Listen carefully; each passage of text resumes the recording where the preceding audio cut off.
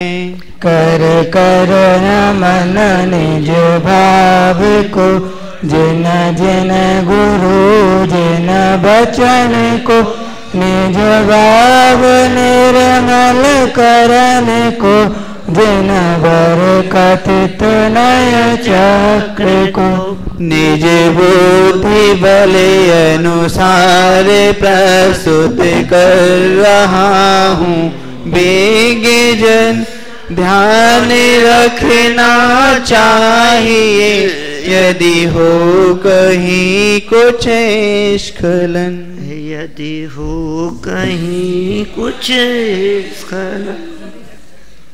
लाओ भाई मयंक, आज किसके पास में है?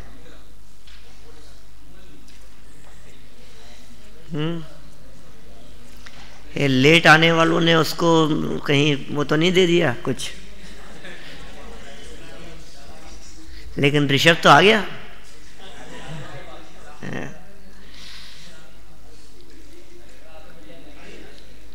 चलो कोई बात नहीं, क्या फर्क पड़ना है, वो तो जो आएंगे वो खड़े रहेंगे, है ना, उससे क्या फर्क पड़ना है।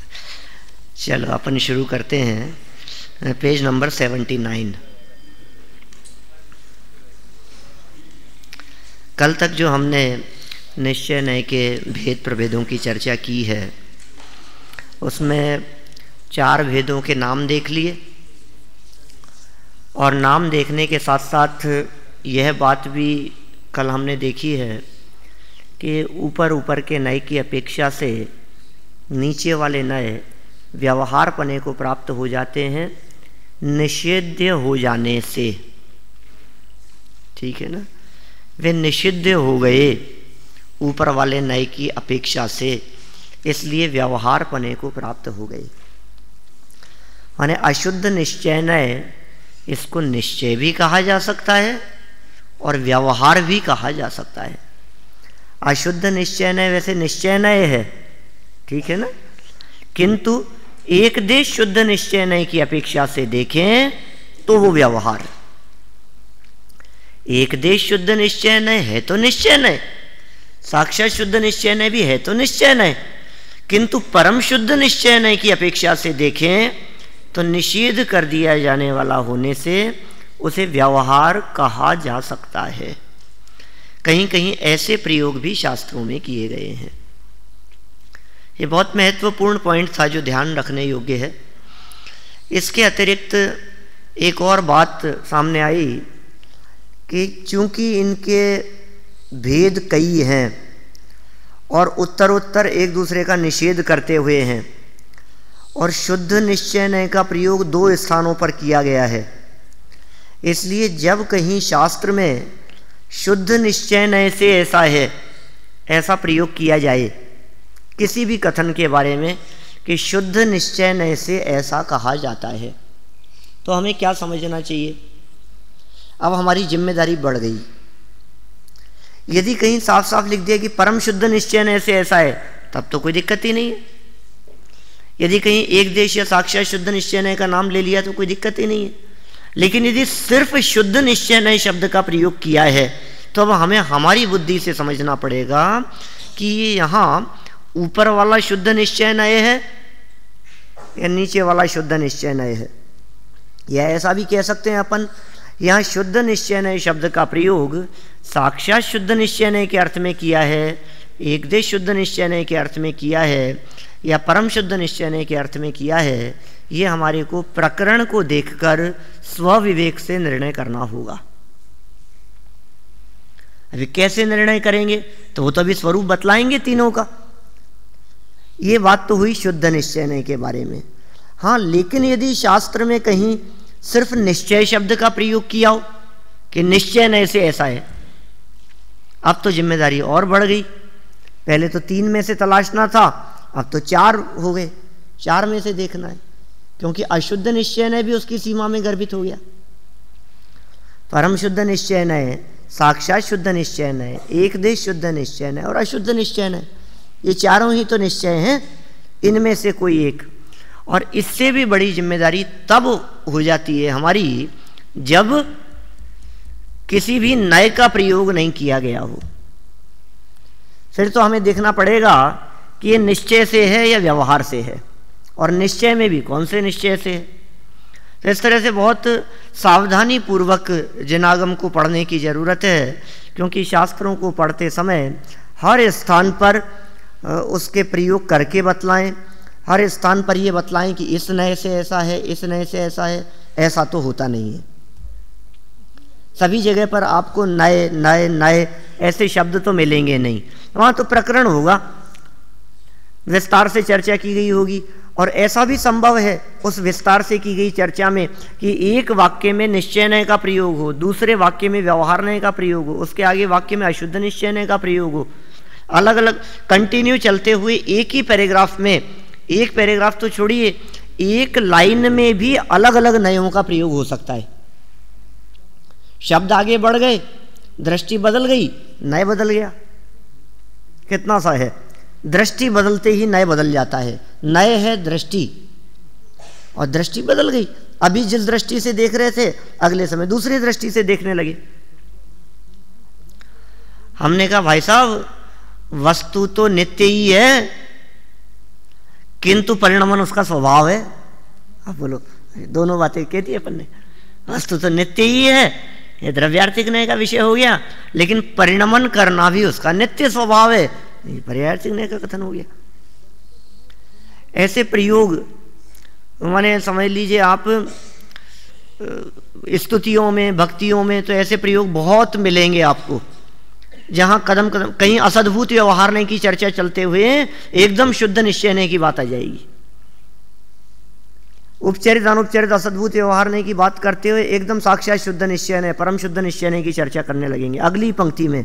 और कहाँ परम शुद्ध निश्चय नहीं की बात बतलाते हुए एकदम शरीर से स्तुति करने लगे, फिर शरीर की महिमा बतला करके एकदम आनंद चतुष्टय संपन्न कह दिया। तो ये नए बदलते रहते हैं। हमारे को अपने उपयोग को एकाग्र करके देखना पड़ेगा कि यहाँ कौन से नए का प्रयोग किया गया है। इस प्रयोग विधि में कुशलता प्राप्त किए बिना जिनागम के मर्म को समझ पाना तो बहुत दूर, उसमें प्रवेश करना भी संभव नहीं है। इस तरह की बातें पहले की जा चुकी है ना। इसलिए गुरुवो भवंति शरणम प्रबुद्ध नय चक्र संचारा। और गुरु कौन है, तो मुख्योपचार विवरण निरस्त दुस्तर विनय दुर्बोधा व्यवहार निश्चय प्रवृत्ति अंते जगति तीर्थम। ऐसे वीतरागी संत, ऐसे दिगंबर गुरु ही जो कि निश्चय व्यवहार के ज्ञाताएं हैं, वे ही वास्तव में हमारे लिए शरणभूत हैं। देखिए, तो ये वीतरागी संतों की ही शरण लेकर के पढ़ रहे हैं हम लोग सब। जो भी यहाँ प्रकरण लिखा गया है, ये सब दिगंबर संतों की साक्षी में लिखा गया है। इनके सानिध्य में हम इस विषय को गहराई से समझने का प्रयास कर रहे हैं।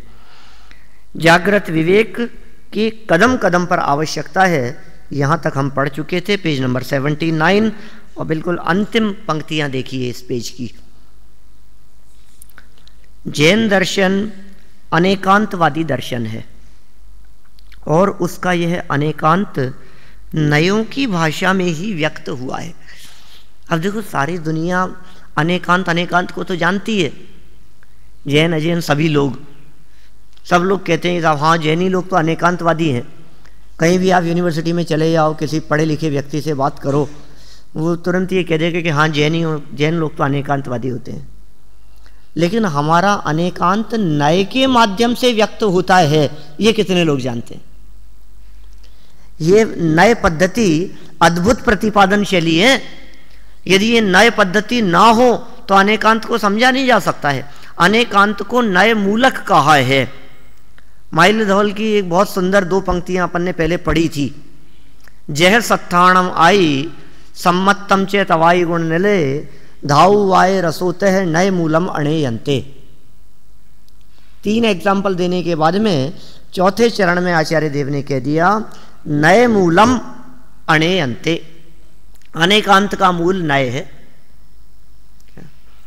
जिस तरह से शास्त्रों का मूल अकार आदि है, धातुवाद में पारा मूल है, ठीक है ना, और अंक में इकाई मूल है, उसी तरह से वृक्ष का जड़ मूल है, माने इसके बिना उसकी सत्ता की सिद्धि नहीं हो सकती। ठीक उसी प्रकार नय मूलम, नय ज्ञान मूल है, आधार स्तंभ है। किसका? अनेयंते, अनेकांत का। माने अनेकांत स्वरूप वस्तु व्यवस्था ये नए मूलक है। ठीक है, मिल गया बाहुबली। देखो आगे, जैन दर्शन अनेकांतवादी दर्शन है, उसका ये अनेकांत नयों की भाषा में ही व्यक्त हुआ है। अतः उसे समझने के लिए नयों का स्वरूप जानना अत्यंत आवश्यक है। यह भी तो अनेकांत ही है कि निश्चय ने अभेद्य है पर उसे भेदा जा रहा है। ये भी तो अनेकांत ही है ना। अनेकांत माने परस्पर विरुद्ध प्रतीत होने वाले दो धर्म युगलों का युगपत प्रकाशन, वो अनेकांत है। दो पहलू हैं और दोनों पहलू एक साथ एक ही वस्तु में एक ही समय में मौजूद हैं, परस्पर विरोधी दिखने वाले, बस इसका नाम अनेक अंत। अंत मतलब धर्म। अनेकांत स्यादवाद वाला चैप्टर पढ़ा है फाइनल वालों ने, तो लास्ट ईयर पढ़ा होगा, कुछ आप लोगों ने भी पढ़ा होगा, सेकेंड ईयर वालों ने भी। गोष्ठियों में तो सुनते ही हैं हम लोग। अनेकांत दो शब्दों से मिलकर के बना है, अनेक और अंत। अनेक के अनेक अर्थ होते हैं। अनेक का अर्थ दो से लेकर के अनंत तक किया जा सकता है। मिनिमम अनेक कहलाएगा, न एकम इति अनेकम। न जो एक नहीं है वो अनेक है। इसका मतलब दो, दो से अनेक पना शुरू होता है। और कहाँ तक अनेक कहलाएगा? अनंत तक। तो अनेक का अर्थ दो भी किया जा सकता है और अनेक का अर्थ अनंत भी किया जा सकता है। जब अनेक का अर्थ दो किया जाता है तो अंत माने धर्म, और जब अनेक का अर्थ अनंत किया जाता है तो अंत माने गुण। इस तरह से अनंत गुणात्मक वस्तु ही अनेकांत है, या फिर परस्पर विरुद्ध प्रतीत होने वाले धर्म युगलों से युक्त वस्तु का प्रकाशन, वही अनेकांत है। अनेकांत वस्तु स्वरूप है, नए पद्धति उसे कथन करने वाली शैली का नाम है। देखिए, और निश्चय नय के भेद प्रभेद बताए जा रहे हैं। एक तरफ अभेद कह दिया उसको, दूसरी तरफ भेद किए जा रहे हैं। फिर भी उसकी अभेद्यता कायम है। पहले कहा निश्चय नय अभेद्य है, फिर कहा उसे भेदा जा रहा है, और फिर भेद करके ये कहा कि ये इतने चार भेद बतला देने के बावजूद भी निश्चय नय की अभेद्यता कायम है। ये कैसी बात करते हैं? अभेद कहते हैं, फिर भेद बताने लगते हैं, फिर अभेद कह देते हैं। यही अनेकांत है। अब यहां निश्चय नय के भेद प्रभेदों की विषय वस्तु के संबंध में विचार अपेक्षित है। निश्चय नय की विषय वस्तु क्या है? निश्चय नय आखिर विषय किसको करता है? पीछे ये प्रकरण भी अपन ने पढ़ा था, निश्चय व्यवहार स्वरूप वाले प्रकरण में, कि निश्चय नय का विषय रह जाता है और विकल्प टूट जाता है। ये बात पढ़ी थी ना अपन ने। निश्चय नय का ग्रहण किस प्रकार करना, इस तरह की बात आई थी सामने। तो कहा था कि भैया व्यवहार नय तो विषय और विकल्प दोनों छोड़ देने योग्य है, और निश्चय नय का विकल्प तो त्यागने योग्य है, और निश्चय नय का पक्ष या निश्चय नय स्वरूप वस्तु, पक्ष तो त्यागने योग्य है, पक्ष में विकल्प, और निश्चय का विषयभूत पदार्थ वो ग्रहण करने योग्य है। निश्चय नय का विकल्प छूट जाएगा और पदार्थ बना रहेगा, तो आखिर निश्चय नय का विषयभूत पदार्थ है कौन सा? उस निश्चय नय का विषय कौन सा है? इसमें भी जब चार प्रकार के निश्चय नय बतला दिए तो अशुद्ध निश्चय नय का विषय भी छूट जाता है विकल्प के साथ साथ। एक देश और साक्षात शुद्ध निश्चय नय का विकल्प के साथ साथ विषय भी छूट जाता है। एकमात्र परम शुद्ध निश्चय नय ही ऐसा है जिस निश्चय नय के विकल्प छूटते हैं लेकिन विषय बना रहता है। क्या कहा? चार प्रकार के जो निश्चय नय कहे उनमें से एकमात्र परम शुद्ध निश्चय नय ही ऐसा है जिसका विषय त्रिकाल है, त्रैकालिक वस्तु जिसका विषय है। ये आगे पेज पे आने वाली है बात, अपन करेंगे संभवतः, अभी आज ही करेंगे इस परम शुद्ध निश्चय नय की चर्चा। देखिए, अब यहाँ निश्चय नय के भेद प्रभेदों की विषय वस्तु के संबंध में विचार अपेक्षित है। वैसे तो सामान्य विशेषात्मक प्रत्येक वस्तु का अंश चाहे वह चेतन हो या जड़, नय का विषय बन सकता है। हर वस्तु का अंश, वस्तु अंश ग्राही नय है ना। नय की परिभाषा में ये कह दिया, वस्तु अंश ग्राही ज्ञात और अभिप्रायो नय है और निराकृत प्रतिपक्षो। ये परिभाषा तो सबको याद है। अनिराकृत प्रतिपक्षो वस्तु अंश ग्राही, वस्तुअंश, वस्तुअंश, वस्तु अंश ग्राही ज्ञात और अभिप्रायो नय है। इसका मतलब नए वस्तु के अंश को ग्रहण करने वाला होता है। जब भी नए देखेगा तो पूरी वस्तु को नहीं देखेगा, अंश मात्र को देखेगा। अब कौन सी वस्तु के अंश को देखेगा? चाहे धर्म द्रव्य हो, चाहे पुद्गल द्रव्य हो, चाहे आकाश द्रव्य हो, अंश मात्र जहाँ ग्रहण किया जाए वो नय है। इसका मतलब नय के माध्यम से यद्यपि छहों द्रव्यों को ग्रहण किया जा सकता है, तथापि निश्चय व्यवहार नय ये मुख्य रूप से आत्मा पर घटित होते हैं। ये प्रयोजन की अपेक्षा से घटित होने वाले नय हैं। एक और प्रकरण आया था अपना पीछे, जिसमें मूल नय कितने ये बात कही थी। ध्यान है आप लोगों को? मूल नय कितने, इस प्रकरण में प्रारंभ से पहले संख्या की अपेक्षा से मीमांसा करते रहे। यद्यपि ये बात हो गई 3-4 महीने पुरानी बात होगी, जुलाई अगस्त में अपन ने पढ़ा होगा ये स्टार्टिंग वाला प्रकरण, मूल नय कितने, है ना। तो उसमें अपन ने ये चर्चा की थी कि भाई नए सामान्य से 1 प्रकार के, 2 प्रकार के, 3 प्रकार के, 7 प्रकार के, 47 प्रकार के, संख्यात असंख्यात अनंत प्रकार के हो सकते हैं। इसने सब पहले तो संख्या की मीमांसा करते रहे, फिर संख्यात असंख्यात अनंत किस प्रकार से होते हैं इसकी चर्चा की, इन सब के लिए प्रमाण प्रस्तुत किए। फिर ये प्रश्न उठाया कि साहब आखिर इतने सब नए हैं तो ये तो इतने पढ़ने में तो ज़िंदगी निकल जाएगी हमारी पूरी। आप तो ये बता दो इनमें से कौन से मूल हैं, कौन से महत्वपूर्ण हैं इन सभी नयों में। तो फिर द्रव्य स्वभाव प्रकाशक नय चक्र की गाथा प्रस्तुत की, जिस गाथा के अंदर कहा 2 चेवय मूल नया निश्चय व्यवहार, ठीक, निश्चय व्यवहार को मूल नय कहा। फिर एक और गाथा प्रस्तुत की जिसके अंदर द्रव्यार्थिक पर्यायार्थिक को मूल नय कहा। तो एक में द्रव्यार्थिक पर्यायार्थिक को मूल नय कहते हैं, दूसरे में निश्चय व्यवहार को मूल नय कहते हैं। और तत्काल बाद वाली गाथा 182 और 183 नंबर की गाथा द्रव्य स्वभाव प्रकाशक नय चक्र की, अब तुरंत क्लिक होता है, यार ये समझ में नहीं आ रही है, तो आचार्य क्या कितनी बड़ी गलती, भूल गए ये तो। लेकिन भूलना तो तब कहें कि जब एक पहले कही हो और दूसरी 100 गाथाओं बाद में कही हो। तो आगे पीछे की गाथाओं में कह रहे हैं। फिर उनके समन्वय की चर्चाएं हुई बहुत, ये सब प्रकरण दोहरा रहा हूं मैं पीछे वाला, उनमें बहुत समन्वय की चर्चा हुई। उसके बाद में उनके मीमांसाकारों ने, व्याख्याकारों ने यह सिद्ध करने का प्रयास किया कि द्रव्यार्थिक पर्यायार्थिक और निश्चय व्यवहार एक ही है। निश्चय को द्रव्यार्थिक के समकक्ष कहा, व्यवहार को पर्यायार्थिक के समकक्ष कहा, और ये कहा कि निश्चय माने द्रव्यार्थिक और व्यवहार माने पर्यायार्थिक। फिर आगे जाकर के इसको भी गलत सिद्ध करते हुए, या इसको मतलब कम वैल्यूएबल सिद्ध करते हुए आगे कहा कि नहीं, इससे ज़्यादा प्रामाणिक ये बात लगती है कि निश्चय व्यवहार दोनों ही नए, इन दोनों ही नयों के हेतु द्रव्यार्थिक पर्यायार्थिक दोनों नए बनते हैं। इसका मतलब निश्चय नय का विषय वो द्रव्यार्थिक नय का विषय वो निश्चय व्यवहार में भी हेतु हो सकता है, और पर्यायार्थिक नय का विषय वो भी निश्चय व्यवहार में हेतु हो सकता है। ये दोनों प्रकार की बातें कही। और फिर जो एक सारभूत प्रकरण दिया था वो ये कहा था कि द्रव्यार्थिक पर्यायार्थिक को निश्चय व्यवहार का हेतु कहकर ऐसा प्रतीत होता है कि आचार्य देव आगम को अध्यात्म का हेतु सिद्ध करना चाह रहे हैं। और यह सिद्ध किया कि द्रव्यार्थिक पर्यायार्थिक आगम के नए हैं और निश्चय व्यवहार अध्यात्म के नए हैं। और इस प्रकरण में हमने निश्चय व्यवहार और द्रव्यार्थिक पर्यायार्थिक नयों के अंतर की चर्चा की, जिसमें 8-10 अंतर बतलाए गए।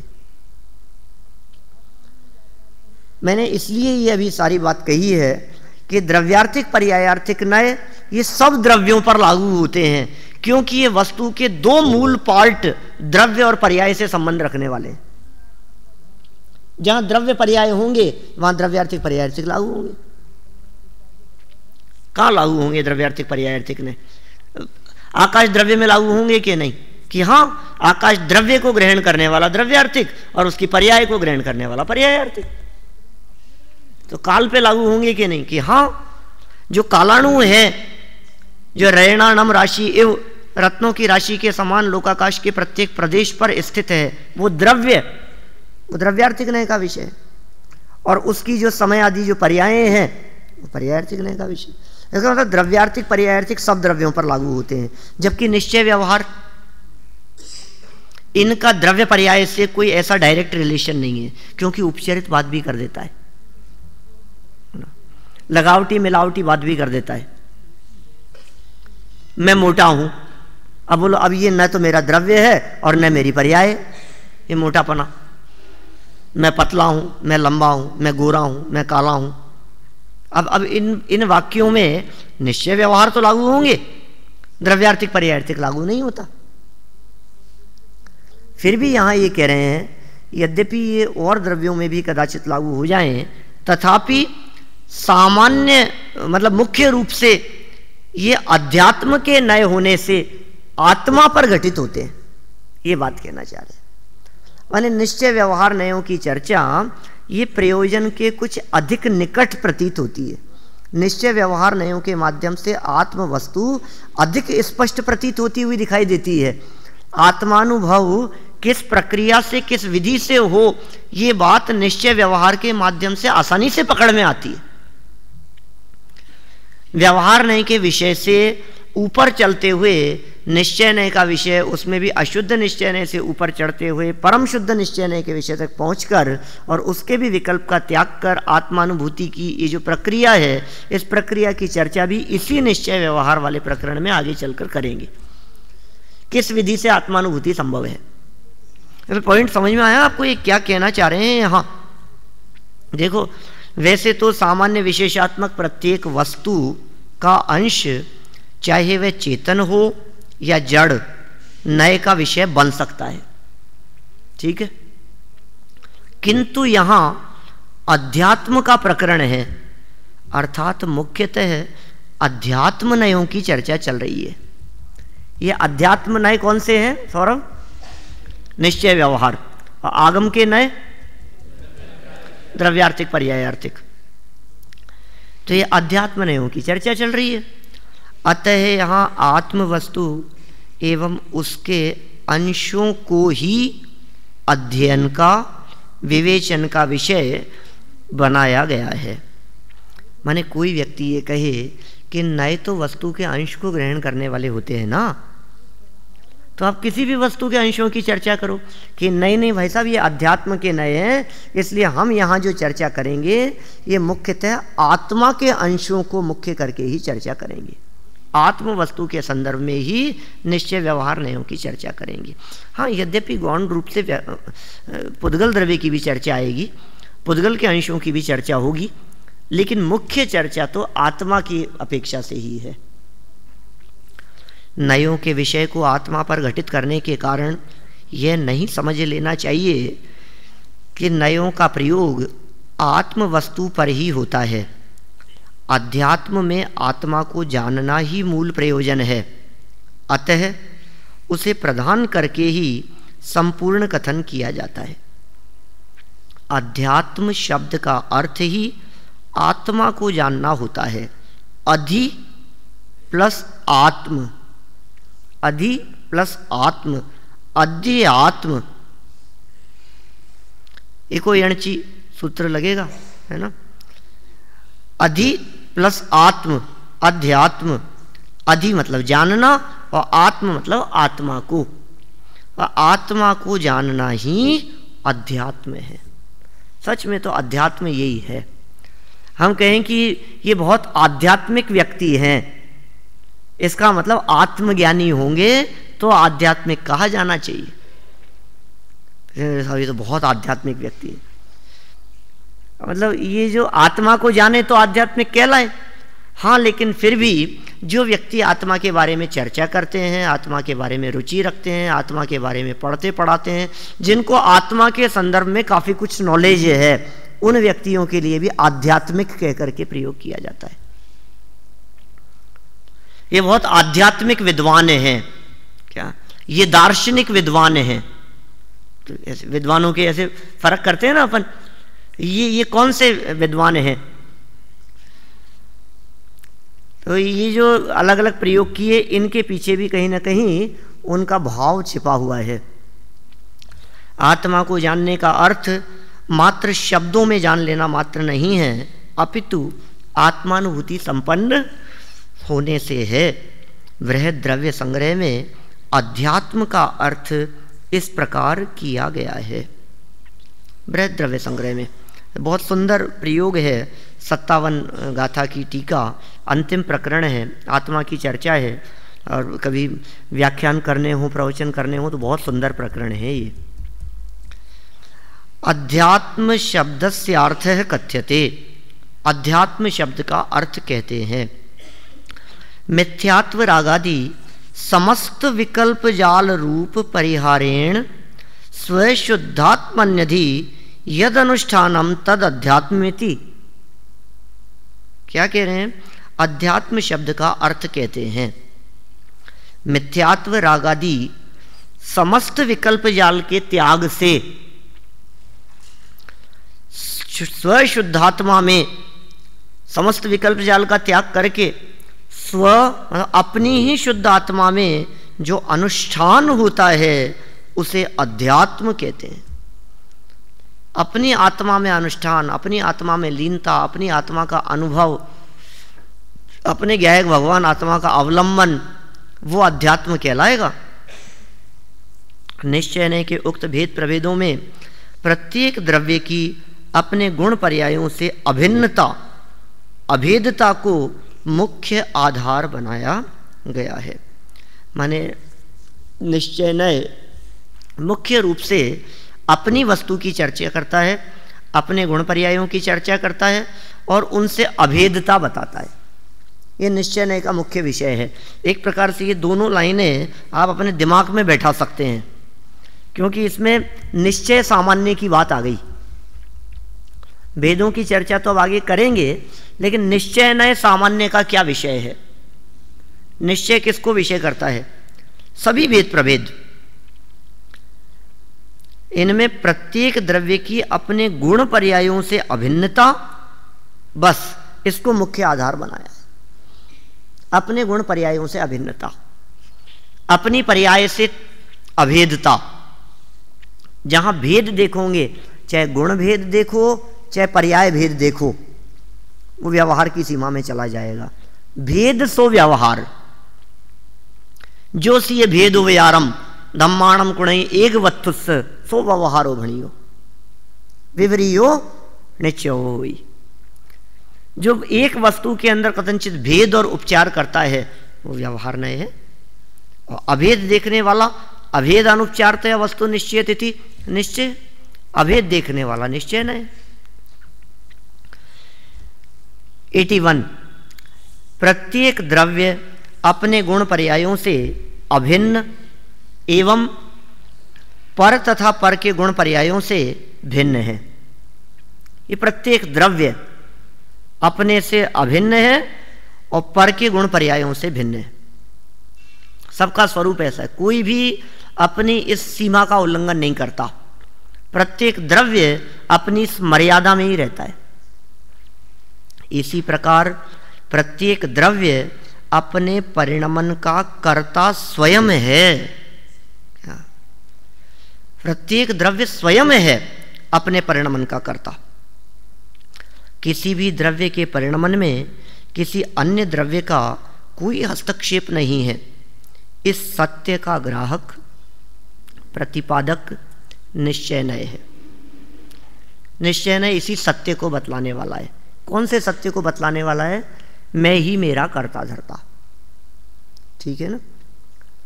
लक्षण में कस्य सतो यथा कथनचित यथा द्विधा करणम व्यवहारस्य तथा स्यात् तथा निश्चयस्य पुनः। ये पीछे निश्चय व्यवहार की परिभाषाओं में इस तरह की पंक्तियां प्रस्तुत की थी नागसेनाचार्य तत्वानुशासन की।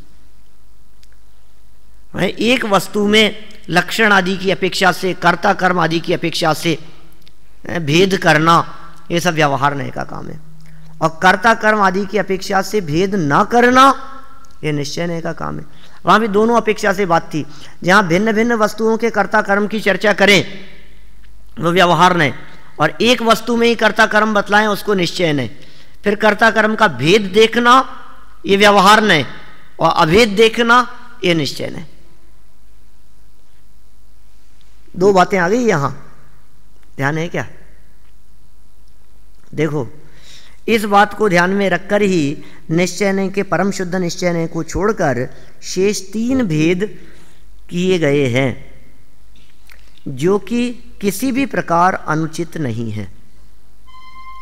कोई कहे साहब ये बतलाइए हमारे को कि निश्चय नहीं को छोड़कर के बाकी भेद क्यों किए हैं, परम शुद्ध निश्चय नहीं को छोड़कर? कि इसलिए किए हैं कि मैं ही मेरा कर्ता धर्ता, वो पर्याय अपनी है। राग द्वेष आदि पर्याय हैं, ये अपनी पर्याय है।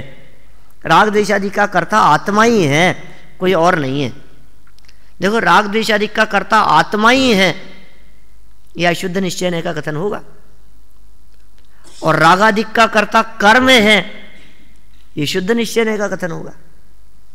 कल की थी ना हमने बात।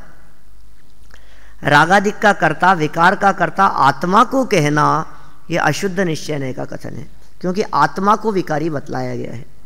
बस यही प्रयोजन है, ये किसी भी प्रकार अनुचित नहीं है, क्योंकि निश्चय व्यवहार नयों की परिभाषा में यह स्पष्ट किया ही जा चुका है कि क्या स्पष्ट किया जा चुका है? एक ही द्रव्य के भाव को उस रूप ही कहना निश्चय नय है। ये पहले की थी अपन ने चर्चा, निष्कर्ष निकाले थे परम भाव प्रकाशक नए चक्र के आधार से पीछे। एक ही द्रव्य के भाव को उस रूप ही कहना निश्चय नय है, और उपचार से उक्त द्रव्य के भाव को अन्य द्रव्य के भाव स्वरूप कहना व्यवहार नय है। टोडरमल जी की पंक्तियां प्रस्तुत की थी, अनेक आगम प्रमाण प्रस्तुत करके इन सबको बतलाया था, और फिर उसके बाद में दादा ने 7 पॉइंट दिए थे निश्चय व्यवहार के संदर्भ में, निष्कर्ष वाक्य, जिनमें ये सब बातें शामिल थी। एक द्रव्य उसके भाव को उसका ही कहना निश्चय, और उपचार से अन्य द्रव्य का कह देना, अन्य द्रव्य के भाव स्वरूप कहना, ये व्यवहार नहीं। फिर दूसरा पॉइंट, जिस द्रव्य की जो परिणति हो उसे उसकी ही कहना निश्चय नहीं है, और उसे ही अन्य द्रव्य की कहने वाला व्यवहार नहीं है। फिर तीसरा पॉइंट बहुत महत्वपूर्ण है, ये तीसरा पॉइंट, तो ये पंक्तियां तो याद ही होनी चाहिए आपको। टोडरमल जी की पंक्तियां हैं, याद होंगी भी कुछ लोगों को, कुछ विद्यार्थियों को। देखो क्या लाइनें हैं, पहले चर्चा की है बहुत विस्तार से अपन ने इनके बारे में, बहुत मार्मिक पंक्तियां हैं। व्यवहार नय स्वद्रव्य को, परद्रव्य को, व उनके भावों को, व कारण कार्यादिक को किसी को किसी में मिलाकर निरूपण करता है, तथा निश्चय नय उन्हीं को यथावत निरूपित करता है, किसी को किसी में नहीं मिलाता। 3 बातें आ गई है यहां व्यवहार नय के संदर्भ में, और निश्चय नय ने उन तीनों बातों का निषेध कर दिया है। क्या क्या बातें? व्यवहार नय स्वद्रव्य को, परद्रव्य को, ये तो द्रव्य अपेक्षा से बात की। उनके भावों को, ये गुण अपेक्षा से बात की है। वे कारण कार्यादिक को, ये पर्याय अपेक्षा से बात की है। यहां द्रव्य गुण पर्याय की अपेक्षा से बात की गई है।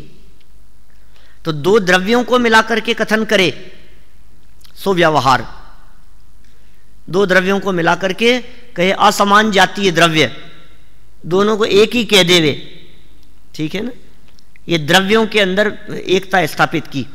गुणों में भी इस प्रकार का कहा जा सकता है, जो स्वद्रव्य को, परद्रव्य को, ये तो पहली बात हुई, वे उनके भावों को, इसका मतलब स्वद्रव्य के भावों को और परद्रव्य के भावों को, अब इनके गुणों को मिलाकर के कथन करे। इनके गुणों को मिलाकर के कथन करने का मतलब कैसा? अपने आप को पुद्गल के गुणों वाला कहना, या पुद्गल में जीव के गुण कहना। शास्त्र में बहुत ज्ञान भरा है ना, ऐसा कहना। तो ये ज्ञान नाम का गुण जीव का था, पुद्गल का गुण नहीं था, लेकिन पुद्गल के गुणों में जीव का गुण मिला दिया। या अपने आप को काला कहना, अपने आप को गोरा कहना, ठीक है ना। और इसी तरह से कारण कार्यादिक को किसी में मिलाना। गुरु से ज्ञान होता है, शास्त्र से ज्ञान होता है, इस तरह से जो कारण कार्य के संदर्भ में परद्रव्यों को और स्वद्रव्य को मिलाकर के कथन किया, ये भी व्यवहार नय के कथन है। तो व्यवहार नय स्वद्रव्य परद्रव्य को, उनके भावों को और कारण कार्यादिक को, 3 पॉइंट हो गए। स्वद्रव्य परद्रव्य को मिलाता है, उनके भावों को मिलाता है, या कारण कार्यादिक को मिलाता है, किसी को किसी में मिलाकर निरूपण करता है। ये सब व्यवहार नय का काम। और निश्चय नय क्या काम करता है?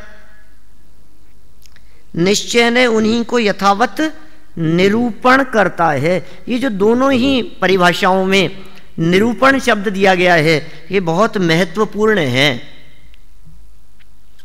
इसका मतलब व्यवहार नय भी निरूपण करता है, निश्चय नय भी निरूपण करता है। ये दोनों कहने वाले नय हैं, वस्तु में तो कोई मिलाता भी नहीं है और कोई अलग भी नहीं करता। शरीर और आत्मा को व्यवहार नय मिला देता होगा, शरीर और आत्मा को निश्चय नय बैठ करके अलग अलग करता होगा। यार इसने मिला दिया, अच्छी आफत कर दी मेरी जान को, इनको सबको छांटते रहो, अलग अलग करते रहो। तो व्यवहार ने मिलाने का काम करे और निश्चय ने उनको अलग अलग करने का काम करे, ऐसा नहीं है।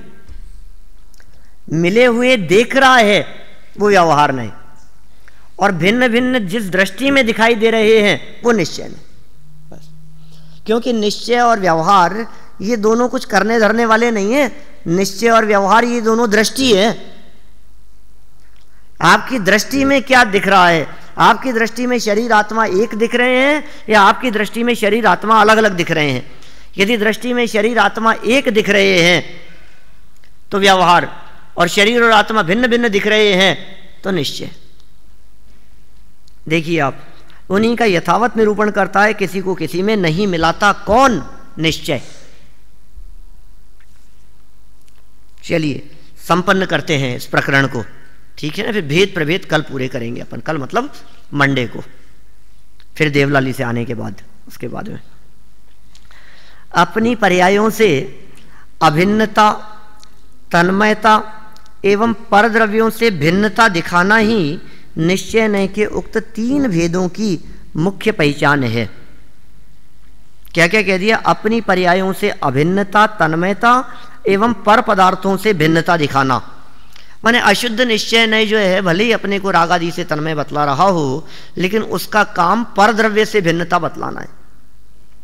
परद्रव्य से भिन्न है और अपने से अभिन्न है, ये इन 3 भेदों का काम है। तथा परम शुद्ध निश्चय नय का कार्य अपनी पर्यायों से भी भिन्नता दिखाना है। क्या 4 भेद थे निश्चय नय के? परम शुद्ध निश्चय नय और बाकी के 3 भेद। तो जो बाकी के 3 भेद कहे गए हैं, उनका कार्य तो परद्रव्यों से भिन्नता और अपनी पर्यायों से अभिन्नता। अपनी पर्यायों से अभिन्नता। अब टॉप वाले पर चले गए, वो अपनी पर्यायों से अभिन्नता नहीं, अपनी पर्यायों को भी भिन्न बता देता है।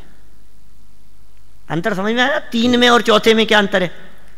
ये जो 3 नय थे, इन 3 नयों ने तो पर्यायों से अभिन्नता बतलाई, इन 3 नयों ने तो पर्यायों से अभेदता बताई। अशुद्ध निश्चय नय तो विकारी पर्यायों से आत्मा की अभेदता बताता है। एक देश शुद्ध निश्चय नय आंशिक पर्यायों के साथ में, और साक्षात शुद्ध निश्चय नय पूर्ण निर्मल पर्यायों के साथ में अभेदता बताता है। किंतु परम शुद्ध निश्चय नय तो पर्याय मात्र से रहित की चर्चा करता है। परम शुद्ध निश्चय नय का कार्य अपनी पर्यायों से भी भिन्नता दिखाना है। इस प्रकार ये निश्चय नय के 4 भेद निज शुद्धात्म तत्व को पर और पर्याय से भिन्न अखंड त्रैकालिक स्थापित करते हैं। निश्चय नय का क्या काम है? पर और पर्यायों से भिन्न त्रैकालिक बतलाते हैं। ये नए दृष्टि को पर और पर्याय से हटाकर किस प्रकार स्वभाव सन्मुख ले जाते हैं, इनकी चर्चा इनके प्रयोजन पर विचार करते समय आगे करेंगे। अब समय आ गया है कि हम 4 प्रकार के नयों की परिभाषाओं को एक बार जानें, देखें और इनके प्रयोगों को समझें, तो हम आगामी क्लास में इन निश्चय नय के 4 प्रकार के भेदों की परिभाषाएं पढ़ते हुए उनके कुछ प्रयोगों की चर्चा करेंगे। अभी की बात को यहीं विराम देते हैं। महावीर भगवान की